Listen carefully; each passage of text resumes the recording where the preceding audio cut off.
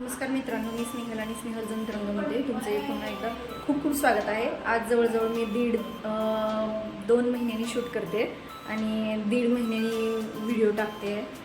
Already shoot केलेले video पण आहेत माझ्याकडे, पण टाकायला वेळ नाही. आणि का वेळ नाही तर 30 जानेवारीला मला बाळ झालं, मुलगा झाला आहे. तर त्याच्यामुळे छोटं बाळ घरात असल्यावर त्याची खूप सारी कामं असतात, बाळाला सांभाळायचं असतं. त्यामुळं मी व्हिडिओ बनवू शकले नाही, काही कुकिंग पण नाही करू शकले. तर आज मी पाडव्याच्या मुहूर्तावर आपण परत एकदा एंट्री करूया किंवा परत एकदा कमबॅक करूया अशा हिशोबाने आज शूट करणार आहे.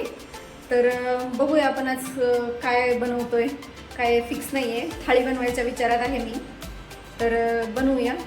तोपर्यंत मी आता पहिले मी दोघांना भेटवायचे, चिमू आणि आमचा चिमू आणि मिली. आता तुम्हाला दरवेळेस तिघांना भेटवेन मी, माझं बाळ आणि हे दोघं. तर चला आता मिली आणि चिमूवरनं सुरुवात करू. इथं आमचं चिमू हॅलो म्हण सगळ्यांना. नाही मन बाळा, आपण खूप दिवसांनी बघणार ना आता सगळेजण तुला, म्हणून हॅलो म्हण.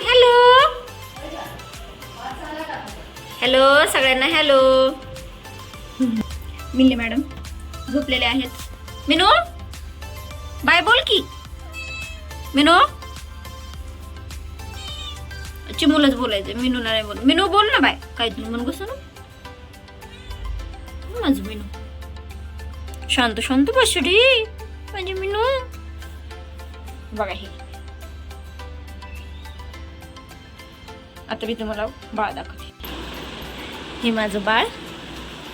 चेहरा बाळाचा face next to next vlog किंवा आता तो आत्ताशी 2 महिन्याचा झाला आहे 30 तारखेला, तर 3 महिन्याचा झाल्यावर किंवा आता मध्ये रिव्हील करायचं असं आमचं चाललेलं आहे.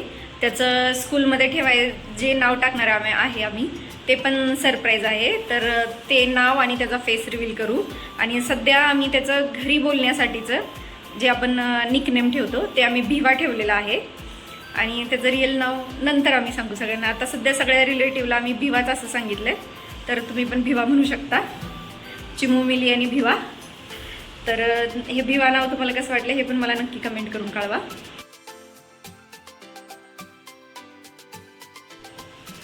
इथं हा पनीरसाठीचा मसाला रेडी आहे. इथं पनीर उकळत्या पाण्यातून काढलेले आहेत हळदीच्या, ते पण तयार आहे. आता खव्याची पोळी बनवण्यासाठीचं आधी खव्याचं बॅटर बनवूया आणि नंतर पोळ्या करू.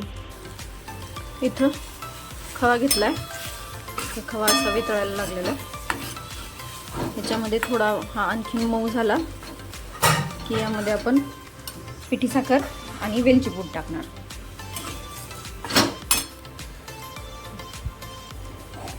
हे आता खवा छान भाजलाय, कलर पण चेंज झाला, थोडा चिकटला होता.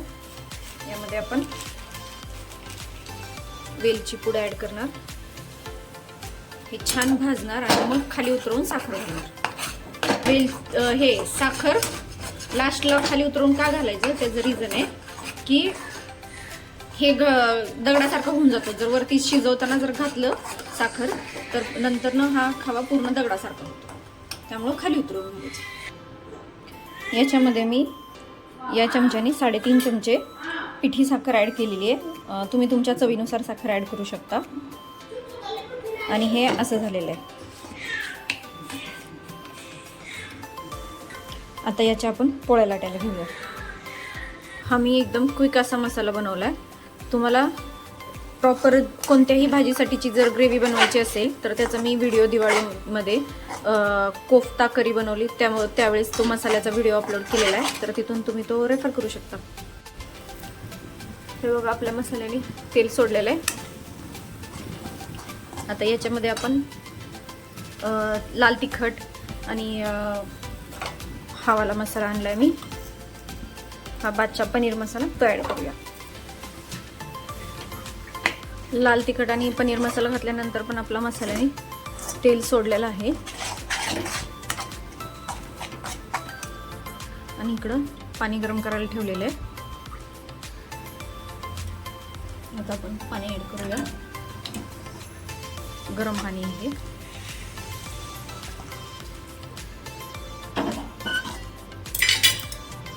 ही अशी पनीरची ग्रेव्ही उकळते.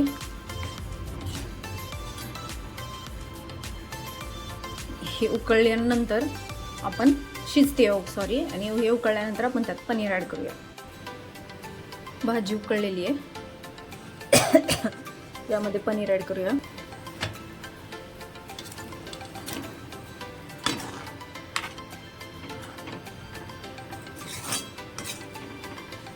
थोडी अशी पातळसारखी केली आहे मी, घट्ट ग्रेव्ही नाही केली,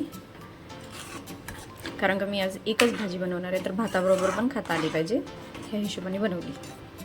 आता यामध्ये कोथिंबीर टाकून गार्निश करूया. आता बनवूया जिरा राईस. जिरं,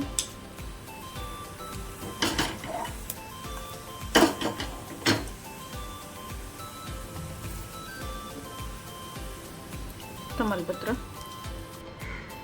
इकडं भात घातलाय,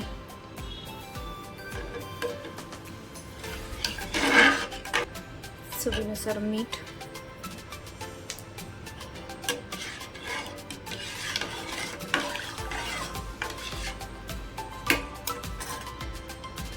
आणि आपली चपाती पण मेन प्रोसेस आहे. तर चला पुढचं चपात्या बनवून घेऊया आणि लास्टला पोळ्या बनवूया. हे बघा, साखर मी खाली घेऊन मिक्स केली होती, तर हा एकदम सॉफ्ट राहिला आहे.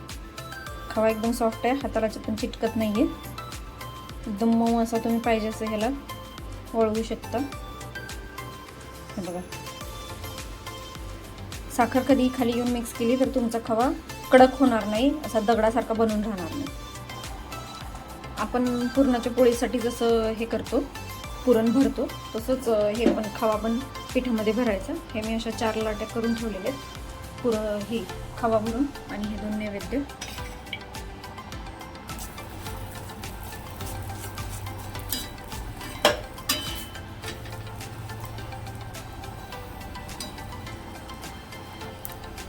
पहा, पोळी एकदम मी हलक्या हाताने लाटून घेतलेली आहे, कुठेही फुटली नाही, काही नाही. आता आपण हिला भाजून बघूया फुटती का.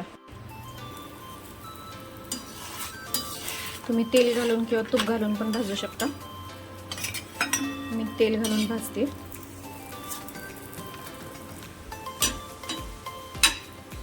फुगली फुगली फुगली या बाई, आणखीन फुग. पहा, कुठूनच फुटलेली नाही, काही नाही, एकदम मस्त अशी झालेली. खरपूस अशी लालसर रंगावर भाजायची. सेम जसं पुरणपोळी बनवतो तसंच ही पण पोळी बनवायची.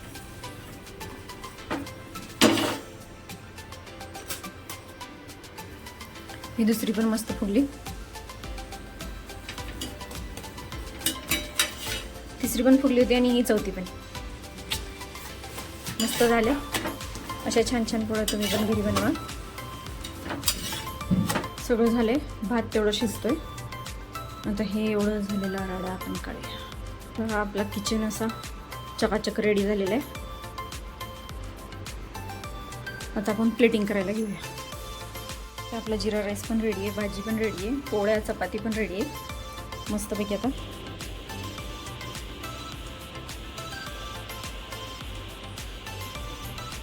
मस्त झालेलं आहे. इथं जिरा राईस, पनीरची भाजी,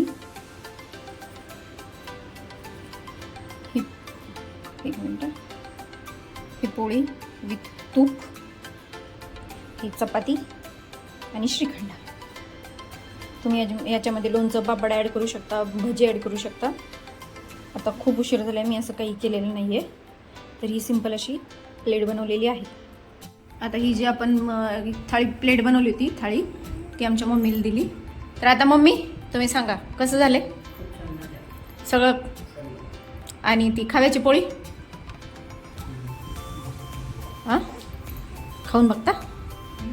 हां चांगलं मोठ्याने बोला. सर्व जेवण खूप सुंदर झालेलं आहे. थँक्यू. आणि आम्हाला हे असं बसावं लागतं जेवायला.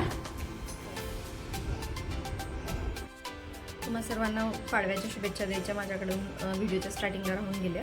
तर सर्वांना गुढीपाडव्याच्या खूप खूप शुभेच्छा. हा व्लॉग तुम्हाला कसा वाटला नक्की कमेंट करून कळवा आणि स्नेहल जंतरंगला लाईक, शेअर आणि सबस्क्राईब करा. Thank you so much.